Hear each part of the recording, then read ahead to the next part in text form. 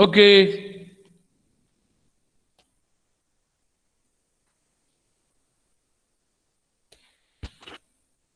Hello, everybody. There we are at the Department of Chemical Engineering, Manasthali Vidyapeeth.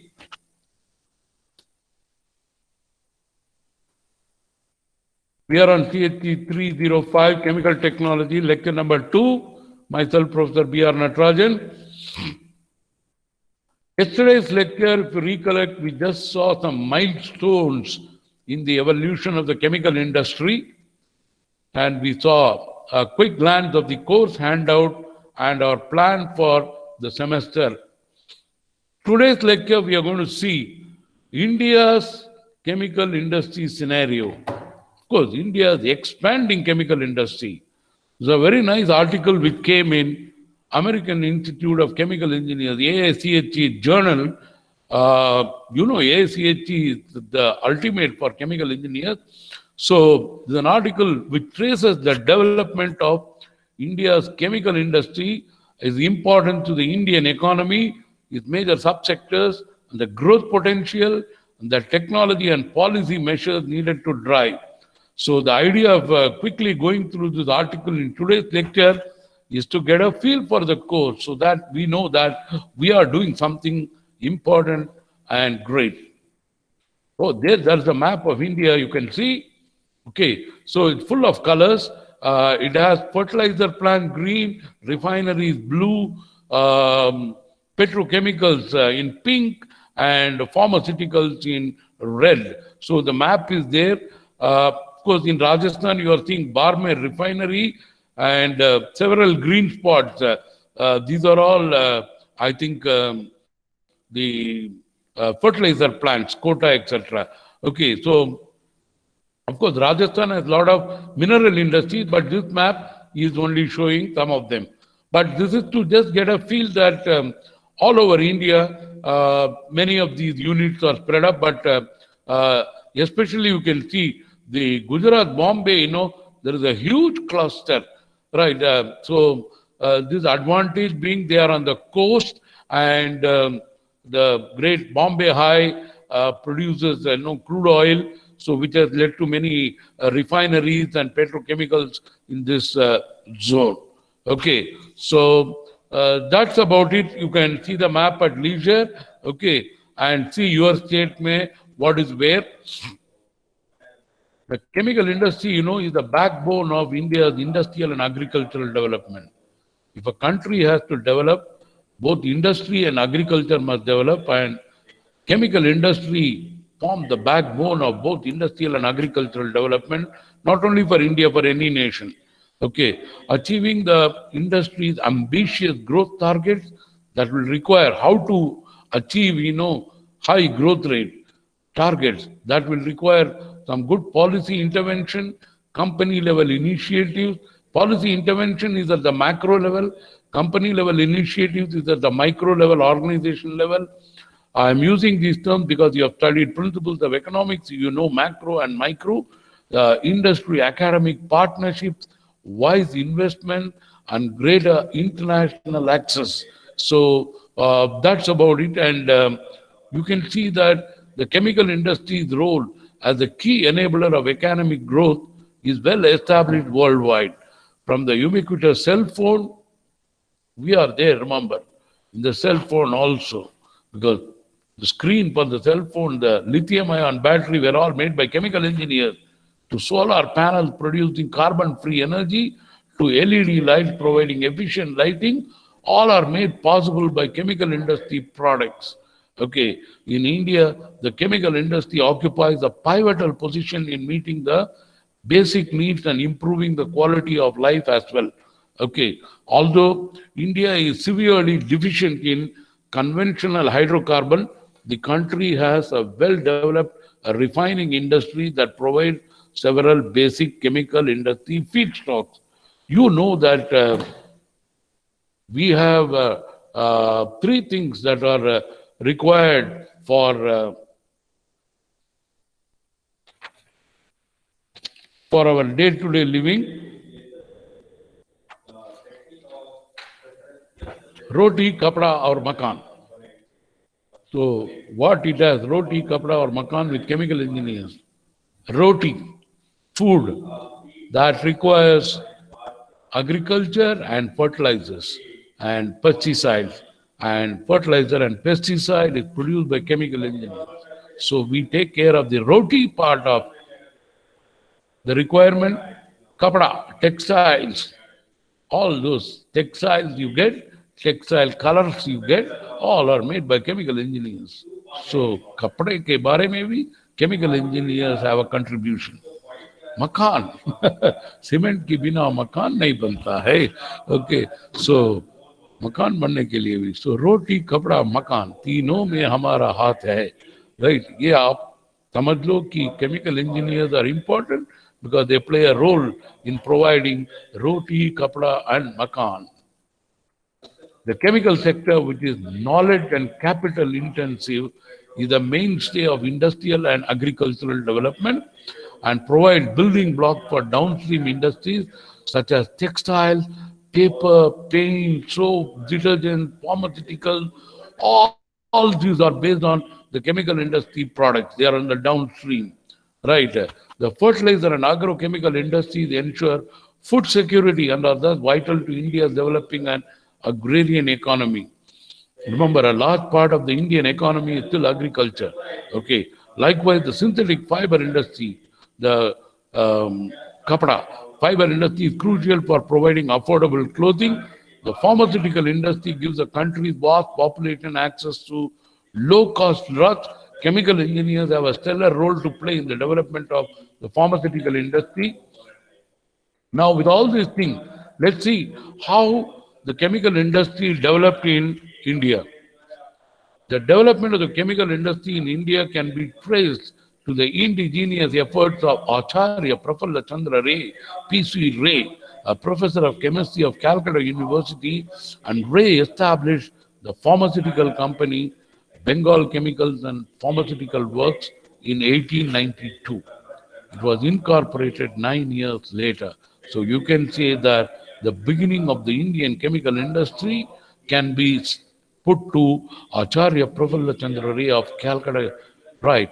Then this was followed by the founding of Alembic Chemical Works at Baroda, now Vadodara in Gujarat by B.D. Amin, right? That is Alembic Chemical Works in Baroda. Then comes during World War II, 1939 to 1945, foreign drug supply decreased and several, because most of the drugs were going to treat the wounded soldiers in the Second World War. So the drug supplies to India decreased and several Indian pharmaceutical companies opened up, including Unichem, Chemopharmaceutical, Zandu Pharmaceutical, Zandu Bomb, chemical, industrial and pharmaceutical laboratories. This is the short name, CIPLA, C-I-P-L-A, CIPLA and East India Pharmaceutical Works. So the war brought about several pharmaceutical companies in the Indian scenario. Then the Indian government later established 5 public sector companies, 2 of them Hindustan Antibiotics, HAL. This HAL is not aeronautics. This is antibiotics. Hindustan Antibiotics in 1954 and Indian Drugs and Pharmaceuticals, IDPL, in 1961. Right, they played particularly important roles in the development of the pharmaceutical for providing drugs to the Indian population at large. Then comes the first 2 decades after independence, 1947, right, several industrial units were established to make basic chemicals, dyes, and textile auxiliaries and fertilizers. So there's a table 1 which you will see next. Okay. Then by the 1960s, India had also developed a sizable alcohol-based chemical industry that used ethanol as feedstock. Right. Remember that one alternative to the petroleum route is the agricultural route. Agricultural route, say sugar cane, you produce a lot of, see, remember, from the sugar cane, only the sugar extracted is the efficiency is about 25%. Rest of the sugar comes out in the form of a stinking liquid called molasses Anyone who passes by sugar plant will close your nose, because of the stinking smell coming from the molasses, which is nothing but sizable sugar getting fermented. And that's what is the feedstock for, you can use it for the chemical industry to make many chemicals. Ethanol is made, and from ethanol, I can add and make more and more higher hydrocarbons. Right, but alcohol-based chemical industry was there in 1960s, but lately then it shifted to the petroleum feedstock based on the crude oil petroleum derivatives, and again there is a switch over, and India is coming back to some extent the alcohol-based chemical industries. That change is coming, right? A recommendation that molasses-based alcohol be totally reserved for industrial use. Earlier, a good amount of these was used to be burnt as industrial fuel, but then it was reserved for industrial use. But right now, the main industrial use is for making alcoholic beverages. We will be studying alcoholic beverages also somewhere in the end of the course. Okay, so wait till then to say cheers. Okay, so the alcohol industry, but can be used as feedstock for the chemical industry. Right now, the molasses-based alcohol is used mainly for the alcoholic beverages. Right, and the stricter controls on sugarcane molasses as well as alcohol prices and allocation played a role in this development. This was there, and see, still there is a talk of mixing some percentage of ethanol with petrol to have what is known as gasol, right? So it is very popular in Brazil, right? Almost up to 50% of ethanol is mixed with gasoline, that is petrol, to serve as motor vehicle fuel. But in India, the policy has not yet come, and the present government has promised to look into marketing ethanol blended gasoline, that is petrol, that is gasol. So we'll have to wait till the policy change comes. Let's move further. That's the table 1, which we have there. The milestones in the early development of India's chemical industry illustrate India's drive to become self-reliant in chemical production. So the number in bracket show references, which we will see at the end of the lecture. 1901, Assam Oil Co., now IOCL. Earlier it was Assam Oil Company, then it merged with Indian Oil. So it is a part of IOCL Digboy. Assam, India's first petroleum refinery with a capacity of 500,000 million tons per year. Okay, 500,000 metric tons per year. Then 1919, Dharamshi Morarji Chemical Co., Ambernath near Bombay, Maharashtra, first producer of sulfuric acid. I think Yukti Bhatte is there from Bombay. She must be knowing Ambernath. So look up Dharamshi Morarji Chemical. They used the lead chamber outdated process for sulfuric acid. Now, when I'm using the word outdated, it is now. At that time, lead chamber process is very much used. Right. And phosphatic fertilizers in India, Dharamshi Morarji Chemical Company. Then comes 1943, the high explosive factory, Kirki, Maharashtra. I think Yukti Bhatte was planning to do some internship in a Pune company. This is the high explosive factory, Kirki, on the Bombay-Pune highway. Right. Maharashtra nitric acid from ammonium sulfate for manufacture of explosive trinitrotoluene, TNT, one of the most popular explosives. So, and the high explosive factory, Kirki. Then 1944, Tata Chemicals, Mithapur, remember, world's largest caustic sodium carbonate plant, that is in Mithapur, close to the Dwarka temple, right? Gujarat, second soda ash plant in India, now the second largest producer in the world. Now it is the second largest producer in the world. Okay, 1947, the fertilizer and chemicals Travancore, FACT Kochi, Kerala, first ammonium sulfate plant in India. So the FACT plant is in Kochi, Kerala, and it is the first ammonium sulfate plant in India. Use wood as a raw material for making ammonia. Wow, read about it. 1947, Atul Limited. Atul is in the Gujarat Maharashtra border, right? Atul Gujarat incorporated by Kasturbai Lalbai to make India self-reliant in chemicals. Atul is a big hub of manufacturing many chemicals. Anyone who goes by the train, to Bombay in the what is that Delhi Bombay route, Atul come, and it's a huge hub of chemical industries and the potential place to look for internships. Okay, so look up the chemical companies in Atul and start looking up for internship procedures by them.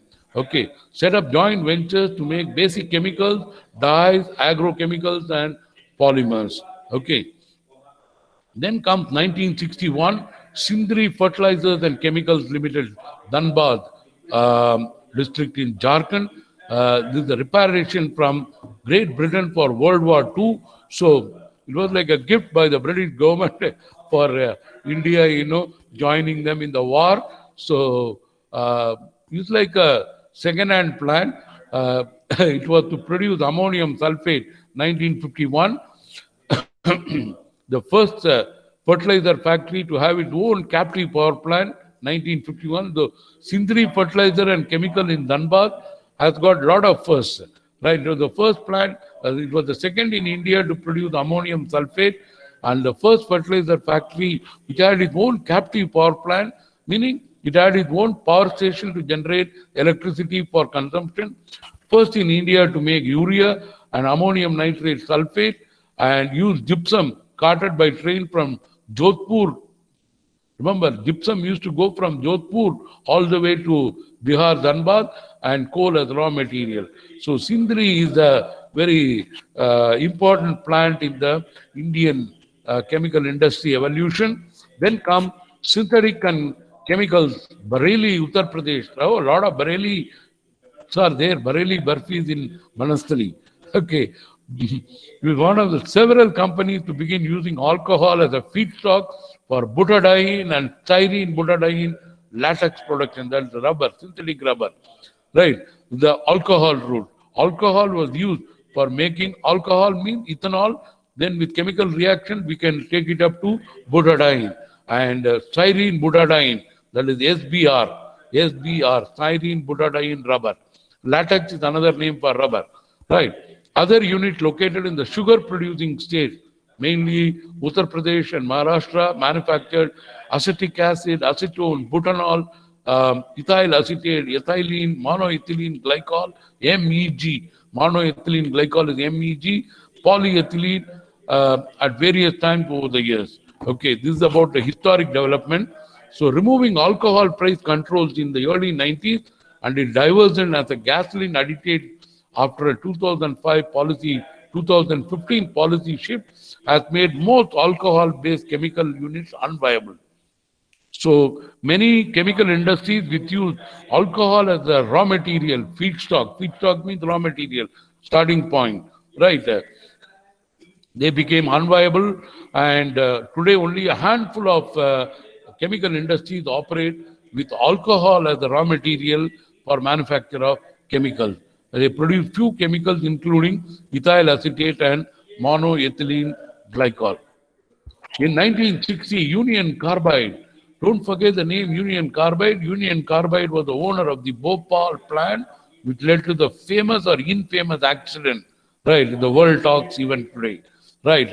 So now Union Carbide is no more, of course, they have sold it off. And in the 1960s, Union Carbide set up the first ethylene cracker in Mumbai with alcohol as feedstock, later switching to naphtha from adjacent oil refinery pipeline.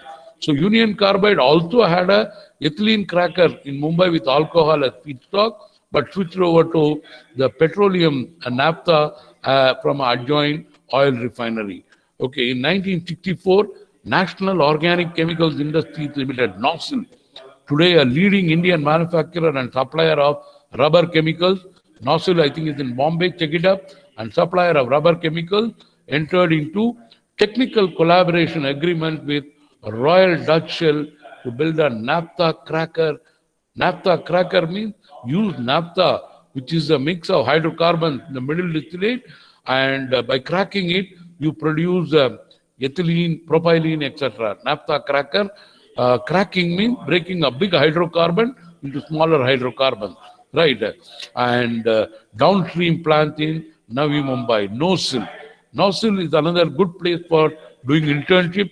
Check their website for procedures for applying for internship. The petrochemical industry continued to grow in the 1970s with Indian Petrochemicals Corporation Limited, IPCL Baroda, building its first integrated naphtha-based cracker in Vadodara. Again, the decision was aided by expert recommendation that naphtha, which was already in surplus in the country, be used preferentially for petrochemical production.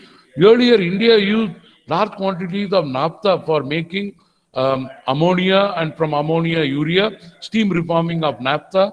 And with the jump of petrochemicals, the naphtha was diverted more to the petrochemical industry, and the fertilizer plant started using natural gas, etc., as the raw material for ammonia making.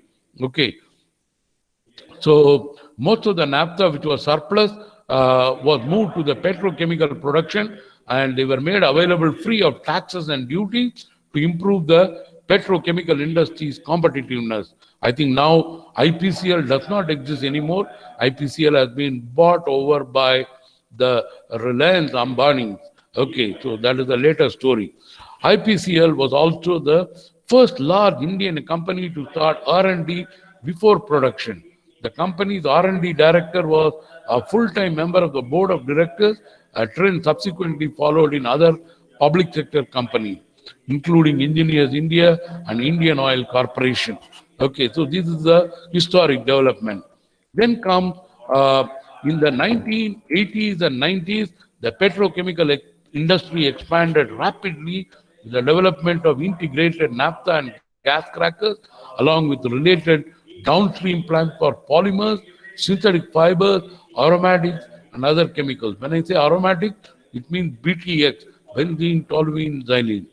After an early 1980 Ministry of Petroleum and Natural Gas policy decision to separate ethane from natural gas, right? So earlier the natural gas was both a mixture of methane and ethane.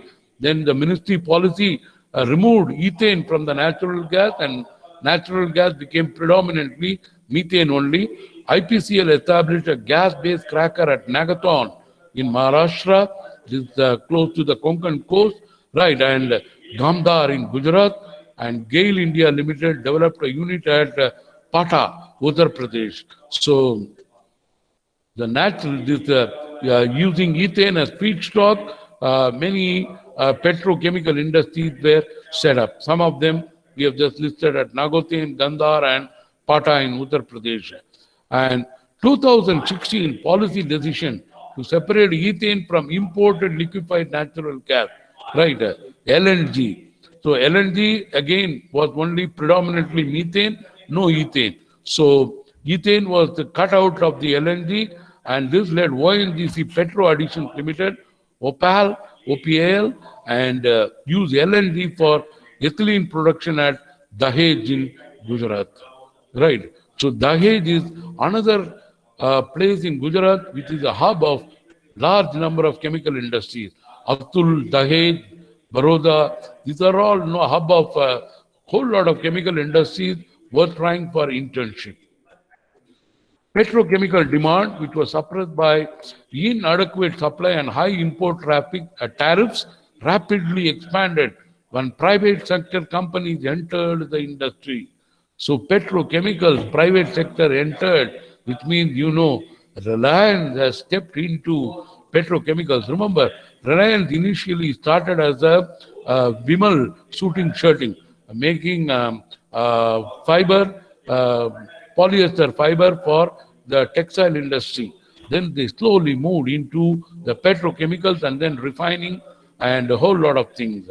You know the growth story of the Reliance and Ambani. Okay, of particular importance where the Reliance industry facilities are Patal Ganga in Maharashtra, that is in the Bombay, Goa, Konkan border, Patal Ganga, and Hazira in Gujarat, and Jamnagar, Gujarat. Right, yesterday you saw the Diwali at Jamnagar refinery, which happens every day.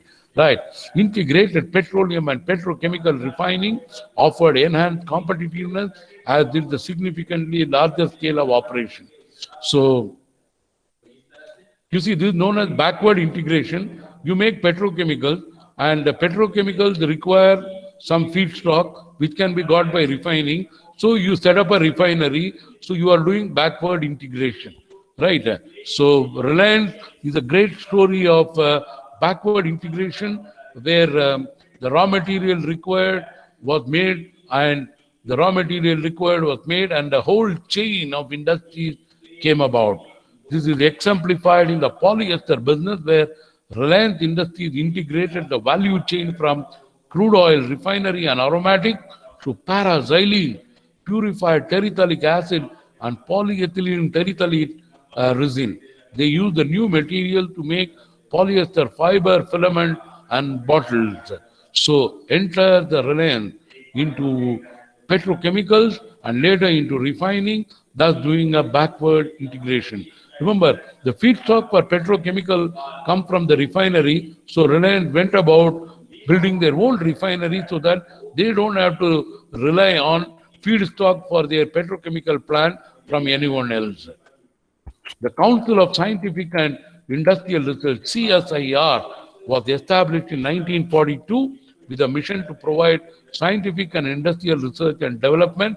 There are a whole lot of CSIR labs across the country, and please look up at them, and there is ample scope for doing internship with the CSIR labs also. You need to find the procedures and get back to us for getting a letter. Okay, then 3 laboratories were created under CSIR to serve the chemical sciences. CDRI, Lucknow, Central Drug Research Institute, um, National Chemical Laboratory, NCL Pune. Couple of our students have gone to NCL Pune, and I remember it's a great place. So look up NCL Pune for internship. Indian Institute of Chemical Technology, IICT, previously known as RRL, Regional Research Laboratory, Hyderabad. So IICT is also a place. It is in Hyderabad, worth looking for internship. Then comes the Indian Chemical Manufacturers Association.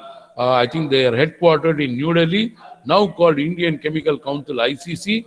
This was founded in 1938 by P.C. Ray, Rajmitra B.D. Amin, and a group of industrialists who strive to promote the nascent chemical industry's interests. Right? It's like a manufacturers association to put up their views to the government for supporting the industry. Over the years, ICC became the industry's representative body and celebrated its achievements, including those in indigenous technology development through coveted and prestigious annual awards. Right. So the ICC has played a stellar role in the evolution of the chemical industry in India. Then comes importance to the Indian economy. How important is the chemical industry to the economy of India? From 2014 to 15, India's chemical industry was valued at US dollars 137 billion, with overall chemical and chemical product sales of US dollars 147 billion. Okay, and bulk chemicals, petrochemicals, and specialty chemicals accounted for 65% of total sales. That's there in figure 2. And the fertilizer and agrochemical industries represent important nationwide industry segment, which is not surprising given the agrarian nature of India's economy. So you can see that the fertilizer and agrochemical industries played a huge segment because of our economy's agricultural nature. Now you can look at these figures. Bulk and petrochemical industries account for, see, our chemical product sales was about 147 billion US dollars. So you can see that out of this 147 US dollars, 147 billion US dollars, bulk chemicals was 40 and petrochemical was 28. 40 plus 28, 68. Almost half of India's chemical product sales were by the bulk chemicals and petrochemicals. See, bulk chemicals means chemicals which are used in large quantities, like sulfuric acid, sodium carbonate. These are all bulk chemicals. Okay. So agrochemicals was only 4 and biotech 9. So you can see that our main product sale was by bulk chemicals and petrochemicals, which is almost more than 50% of the chemical product sales. Okay, so this is an interesting figure giving a snapshot of the chemical industry. Despite this apparently large size and significant contribution, so GDP, you have done principles of economic. So chemical industry does contribute in a significant way to the GDP of the country. The Indian chemical industry accounts for only 3% of the worldwide chemical market. Wow, but such a big nation, but we are only accounting for 3% of the worldwide chemical market, which is the worldwide market is US dollars 4.3 trillion, and we are only 3% in that. Okay, a long way to go. Excluding the pharmaceutical product, it ranks 14th in chemical exports and 8th in imports. So this is about the snapshot of the chemical industry and its economic role. Then comes international trade. Okay, so India's chemical industry, it accounts for about 10% of the country's manufactured exports. This has remained relatively constant over the last 4 years. So out of the exports, we are only 10%, the chemical industry, and the industry remains a net importer of chemicals. Although in certain categories, such as drugs and agrochemicals, dyes and pigment, the trade surplus is positive. We will see in the next figure. Okay, the share of chemical imports relative to total imports has increased. So, what is the share of import relating to total imports has increased from 7.9% in 2012-2013 to 10.5% in 15-16. Okay, so that is a share of imports with respect to total imports. Now look at this figure. The blue bar represents exports and this is the blue one is export and this orange one is imports. So you see year-wise 12, 13, 13, 14, 14, 15, 15, 16, just a snap 4 years. The remaining years we need to collect the data. Okay, so this is the value of import. You can see that we had imported almost all the years. The orange bar is taller than the blue bar, which means we are a net importer. Okay, so our imports is more than exports. Then look at this figure. This is the value of imports and exports. So the blue line represents exports, the red line the imports, and the green line shows the trade balance. That is the difference between imports and exports, whether it is positive or negative. See, when you import, you are spending foreign exchange because you have to pay in foreign currency. When you export, you are earning foreign currency, which means you are saving dollars. And when you import, you are paying in dollars, means you are losing foreign currency. So import means foreign currency is spent, and export means foreign currency is earned. So this basic economics it should be in your head. Okay, so if our export is more than import, then our trade balance is positive. We are a net exporter. But looks like here we seem to be a net importer. Okay, so you can see that inorganic chemicals, this was our export, small blue bar, but the red one is more. That is, the export is more. Similarly, this organic, colorants, miscellaneous, plastics. We are a small exporter as far as plastics is concerned, but a huge importer. Okay, and synthetic rubber, then filament yarn, and staple fiber. Staple fiber is the regenerated cellulose, viscose, that is grasim nagdamide. We'll be studying it in the fiber industry in the later section. Right. Then come petrochemicals, which is a key player in the industry. Petrochemicals plays a vital role in almost all key economic sectors, including agriculture, infrastructure, healthcare, textiles, consumer durables. Everywhere petrochemicals are there. India's low per capita consumption of most petrochemicals compared to global averages point to the growth possibilities. See, compared to other countries, our per capita consumption of petrochemicals is far, far low as compared to the global averages. That means huge possibilities exist. India's demographics also favor growth, as we are having more people in the younger age group, and more than 70% of Indians are under the age of 40, and the majority are in the working and consumer class. And this cohort, that this picture, will continue to drive consumption of goods and services for a very long time.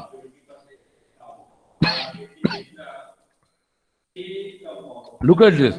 Per capita consumption of petrochemicals is on the y-axis. GDP, US dollars per capita. So India's per capita income, GDP, is somewhere here, and our per capita petrochemical is also very less here. Look at Korea. Korea petrochemical demand so high. Per capita consumption of petrochemical is over there for Korea, right? And but their GDP is also of a high value. Their per capita consumption, you can see, is about 90 kg, whereas in India is not even 10 kg, less than 10. Similarly, the other countries. So this graph shows you, with respect to GDP, what is the per capita consumption and where India is. We are there quite at the bottom. Sectors driving demand for petrochemicals include packaging, construction, automobiles, and agriculture. So these sectors demand petrochemicals, and the growth in these sectors will mean growth in petrochemicals, right? Sustained government investment in infrastructure upgrade, including low-cost housing, they will provide strong stimulus for polymer demand. Okay, so a lot of synthetic material is used in building construction now. I think using polyurethane, I think you could build, houses, prefab houses. In the short term, low oil prices are expected to help the petrochemical industry, both directly through access to low-cost feedstock and indirectly by providing consumers with additional disposable income. Right. So you can see that, of course, the crude oil prices are presently as low as possible, and this has been helping the petrochemical industry both directly as well as through the indirect routes. According to the Chemical and Petrochemical Manufacturers Association, CPMA, right, CPMA, aggregated demand for petrochemicals has increased from 5% in 14-15 to 32 million metric tons, 32 million metric tons, MMMT, and to 35 MMMT in 2015-16, which is 11% year-on-year growth. We have been using the word CAGR, which stands for Compounded Annual Growth Rate. Okay, CAGR. Okay, so economic study, so you should know these things. Demand is estimated to have reached 32 million metric tons in 2016-17 and 41 million metric tons in 2017-18. Okay, so that's there in the figure 5, you'll see it. There it is. We have for 4 years, 13, 14, 14, 15, 15, 16, 16, 17. And here you have the aggregate petrochemical demand. Of course, it has been growing. Okay. Sectors deriving the increase in petrochemical demand include packaging industry, construction industry, automobile, and agriculture.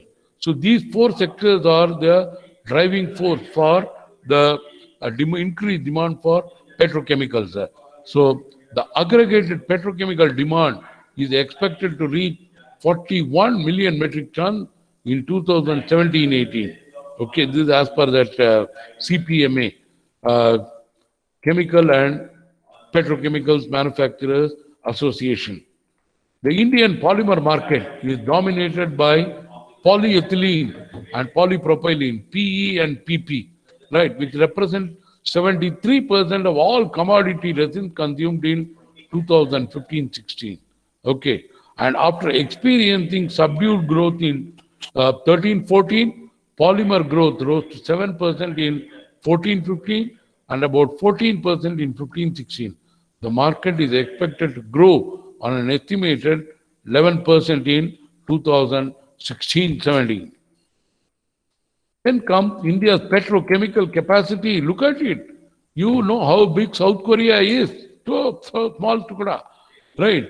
India's petrochemical capacity is currently where South Korea and China stood about 15 years ago.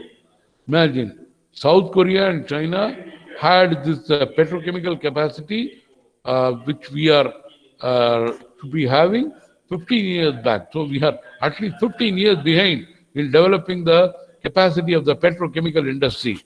Even if India's consumption rises at a pace of about 1.2 to 1.5 times the GDP, as expected, the petrochemical industry will still only be slightly larger than South Korea and about a quarter of China in 2025. So, looks like we are quite behind in terms of reaching the per capita petrochemical consumption as compared to many of the developed countries. On the demand side, there are strong grounds for supporting petrochemical investment. India's ethylene deficit could range from 4 million metric tons per year to 8 million metric tons per year by 2025. And propylene could be anywhere from 1 to 3 million metric tons. Okay, and butadiene, an important olefin means unsaturated, butadiene, right? So for copolymers and synthetic rubber is expected to exceed supply until 2025. So butadiene. Then comes benzene. Benzene is expected to remain in surplus. This should not be a cause for concern. Okay.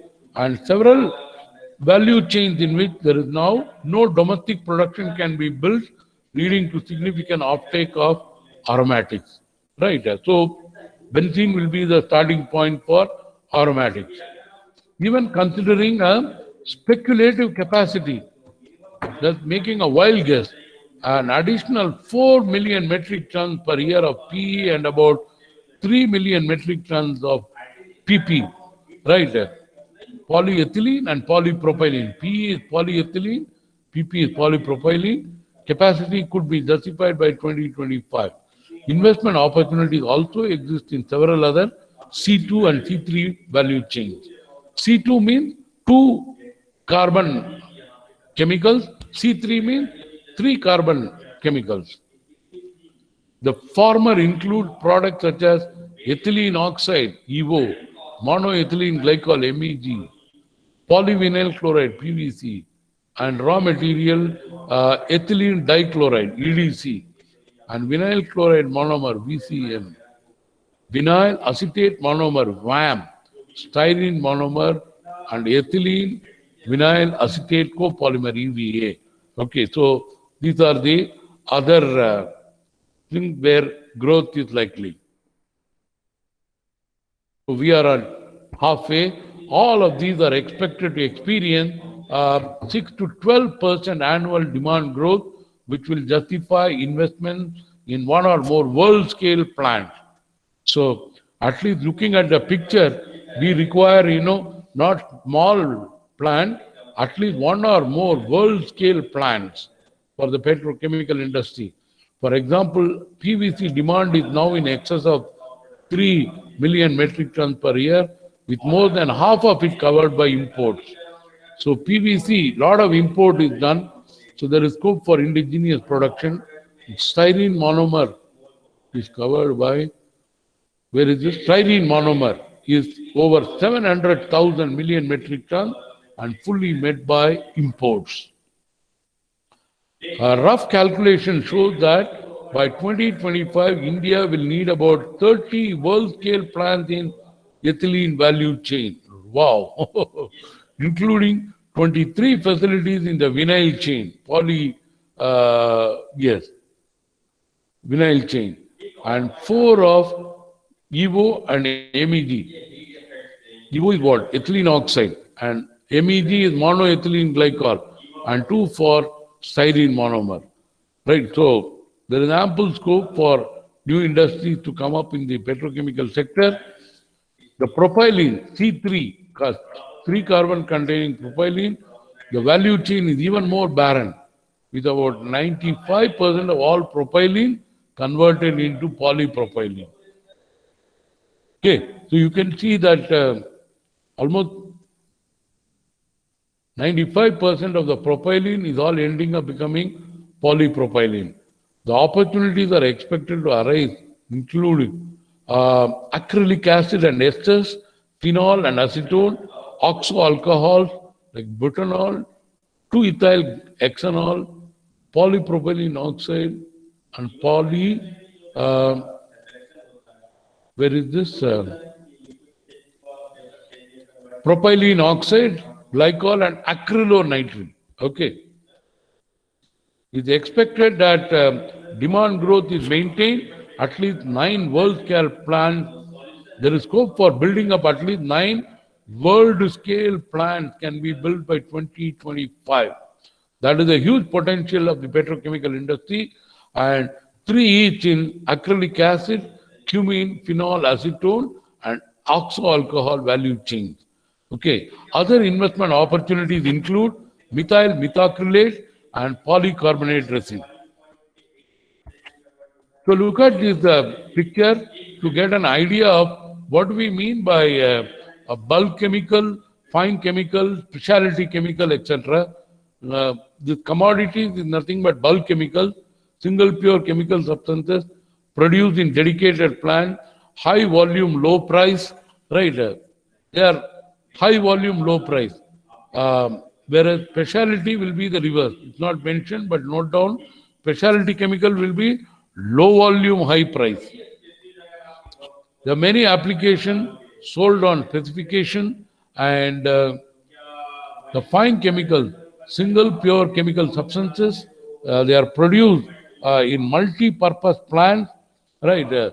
So many of them, the main commodity, they are all continuous processes, and the fine chemical would be typically in batch process. You know the difference between batch process and bulk continuous process. Okay, low volume, less than 1,000 MTPA, million ton per annum, and high price, greater than $10 per kg.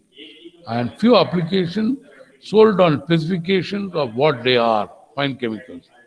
Then come specialties. Specialties, these are single pure. Specialty could be a mixture. They are formulated.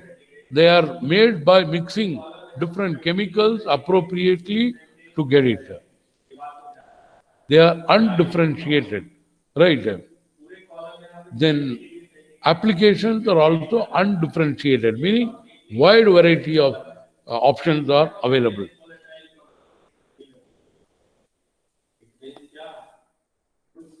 Sold on performance, what they can do. These are the specialties. Fine and specialty chemicals. Specialty chemicals are often customized offering based on an in-depth understanding of customer needs and problems. While plant capital costs are lower than those for commodity chemicals, the business requires significant application of development and R&D investment to stay relevant. Okay, so this means that investments are capital cost intensive.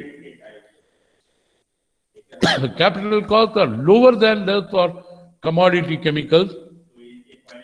That is, the commodity chemical means bulk chemicals. They require huge investment, but for fine and specialty, the investment is not as high, they are lower. Products are sold based on their functionality in the intended application rather than on their chemical identity. So where they are used, like Fevicol, is the Pidilite top, chemical manufacturer in India. Companies often take strong IPR, intellectual property positions such as patented formulations and registered trade name. Several Indian companies now hold leading positions globally in fine and specialty chemicals, at times with 30 to 80% of global capacity. So, as I told that China has played a big role in specialty chemicals, but India is racing fast to catch up on the specialty chemicals, and we are on the zoom boom side on specialty chemicals. Conventional wisdom holds that specialty chemical business enjoys better margin than commodity chemicals, small volume but large price. Right? But that is not always true. The realities in India depend on many factors, including nature of the specialty, competition, technological complexity, and timing. The Indian specialty chemicals is still in its infancy. We have just started picking up the specialty chemicals. While size estimates vary, US dollars 20 billion is not far of the mark. So that's there in table 2, which we had seen the graph. And of the 1,000 specialty chemical companies, most are homegrown with a few major international companies. So in the specialty chemicals, many players are Indian companies and a few international companies like BASF, etc., are always there. SABIC, BASF, they are there in the specialty chemicals also. The industry is fragmented by several companies constrained by capital, technology, and managerial bandwidth. Okay, and these companies are little more than imitators that offer low quality products made without sufficient regard to environmental standards and safety. So there are many fly-by-night operators in the Indian specialty chemicals. Some of those deodorants, etc., they end up causing mess, and so they are simply imitators of some product and make a mess of it. Okay. Look at this table 2, colorants and paint and coating. Colorant, 5,400 US dollars million. Colorant means no dyes and pigment, right? 11% growth rate. There's a compounded annual growth rate. Paints and coating, the value there, flavors and fragrances, a huge.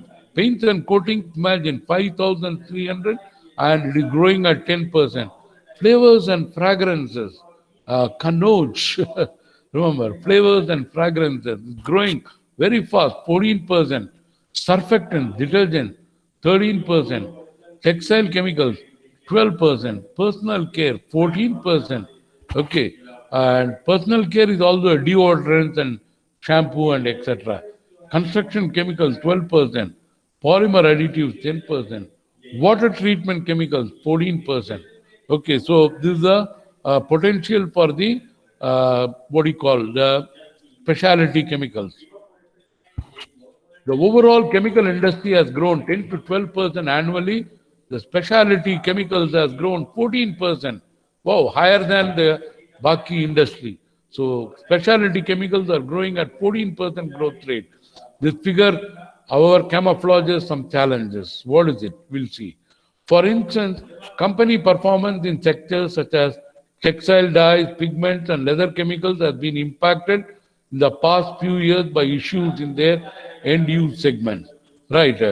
In contrast, segments such as construction chemicals, personal care, and water treatment chemicals have grown up to 20% in the same time period. So out of the specialty chemicals, some are low playing, some are high playing. So overall, we balance out. Indian specialty companies also face product stewardship challenges. Many chemicals have come under the regulatory microscope in Europe. Right, the European chemical legislation, registration, evaluation, and authorization of chemicals. In short, it is known as the REACH. Registration, evaluation, authorization, chemicals. REACH is rewriting chemical safety rules for certain chemicals suspected to be dangerous to human health and environment. So suddenly you read in the paper some product is banned in European countries. These are all due to strict rules which say what can be the chemicals content and quantities, etc.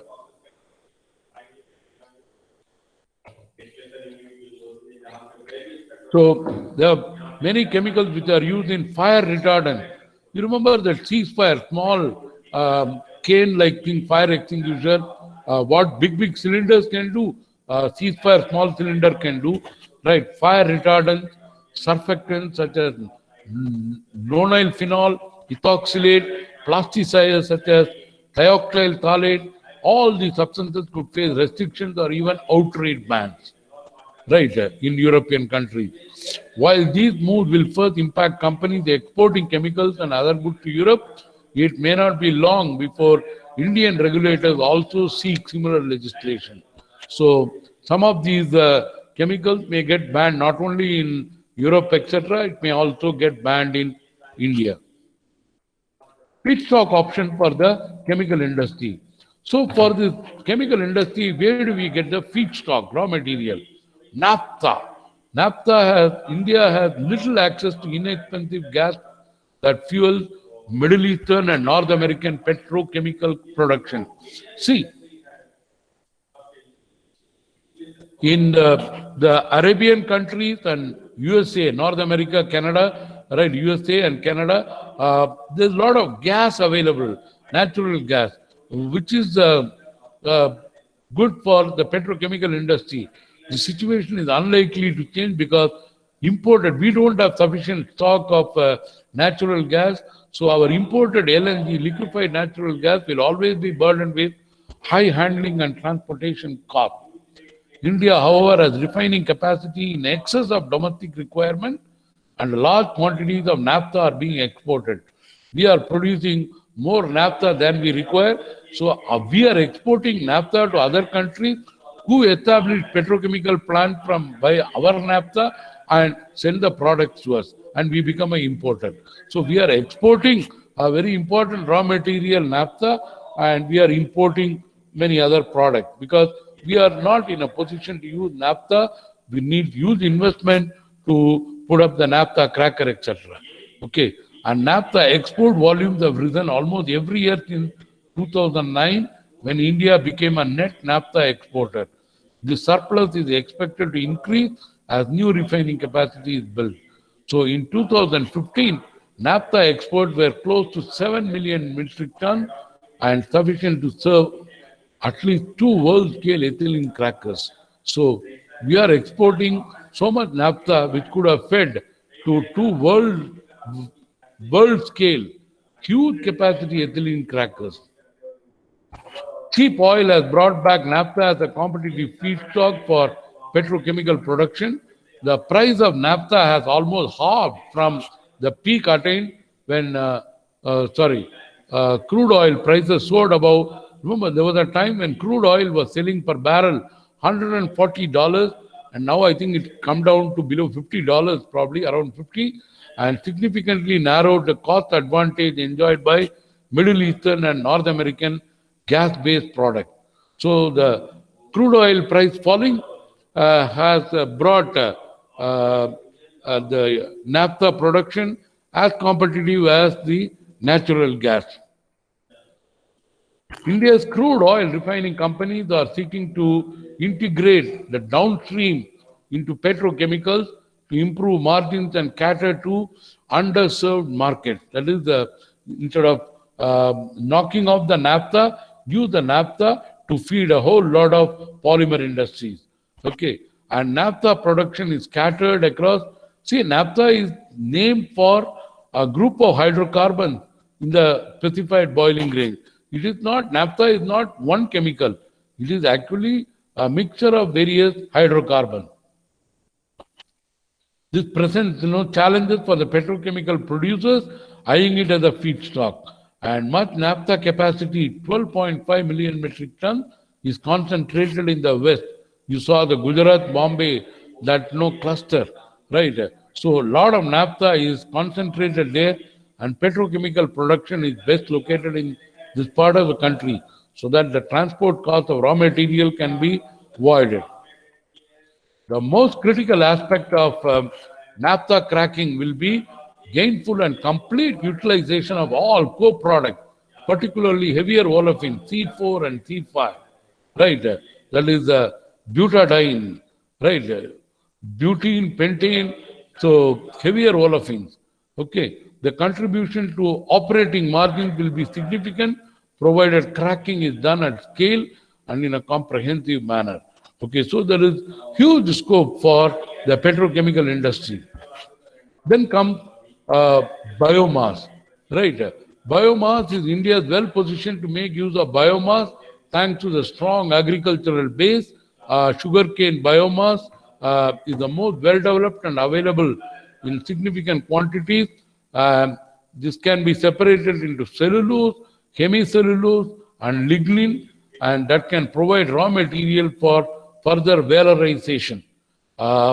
You should know what is valorization. Valorization, the word in economics, it is value addition, right, to the capital deployed, multiplying the capital, that is valorization, right.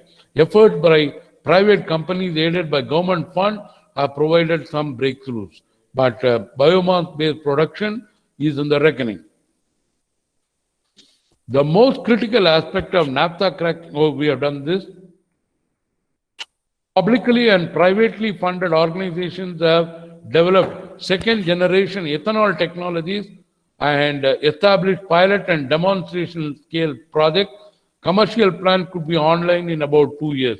That is, remember I told you that we are coming back to the ethanol produced by agricultural industry, right, as a feedstock for making whole lot of chemicals.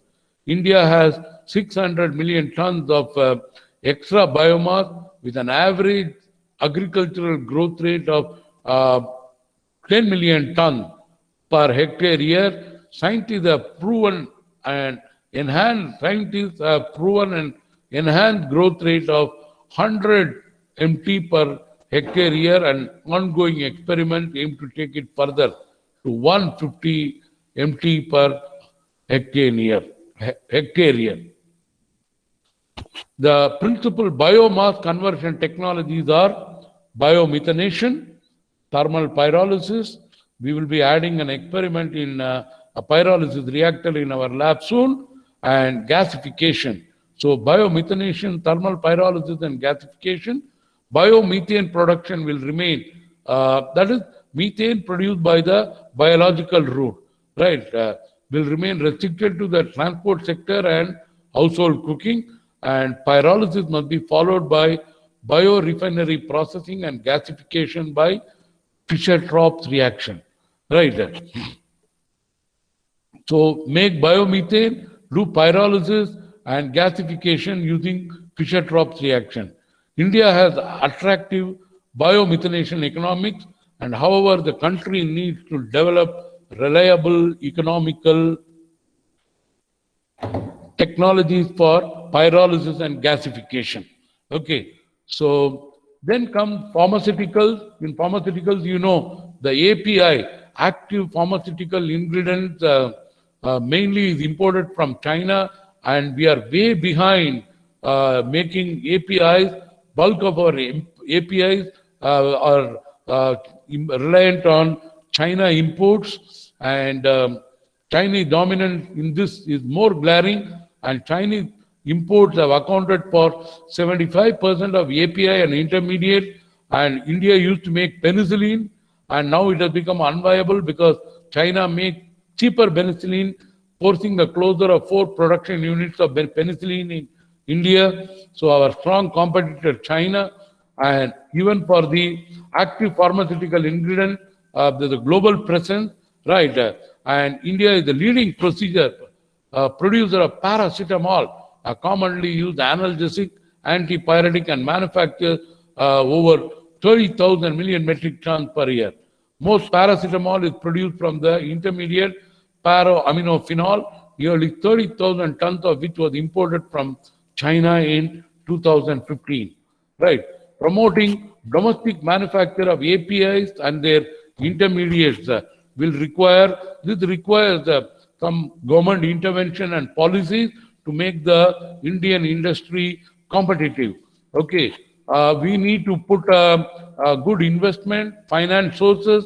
There is a Katoch committee which recommended encourage domestic production for API parks with a lot of incentives. But the Katoch committee report is still lying in the shelf. The government is yet to take action on it. Right. So the implementation of the Katoch committee report will give a boost to the chemical industry and thus the pharmaceutical industry also. Okay. Then we have agrochemicals is coming again in a big way. So India will become a force to reckon with. We will see some of these topics in tomorrow's lecture, the agrochemicals, etc. Right. And of course, agrochemicals, they do consume huge quantities of water, groundwater depletion. Right. So we will have a look at agrochemicals tomorrow. And there's a lot of education and research also has to contribute to the growth of the chemical industry. And you know, Banathali, the only women's university which offers chemical engineering for the women. And we will do the conclusion based on our topic in tomorrow's lecture. Okay, so we will end today and we will start with agrochemicals and the remaining topic. And so fine, thank you all. Have a great Sunday and enjoy. Sir, sir Yes, please. Sir जैसे आपने कल presentation Google classroom पे दी थी वैसे ही क्या आज वाली presentation भी आप डालेंगे? No, I am not able to hear well. I don't know. You could probably send me a message. I have uploaded today's slides already in the Google Classroom. Okay. So any query you have, you message me. I'll reply off. Okay. Thank you. Yes, sir. Thank you, sir. Thank you, sir. ये recording off यार नहीं आ रहा.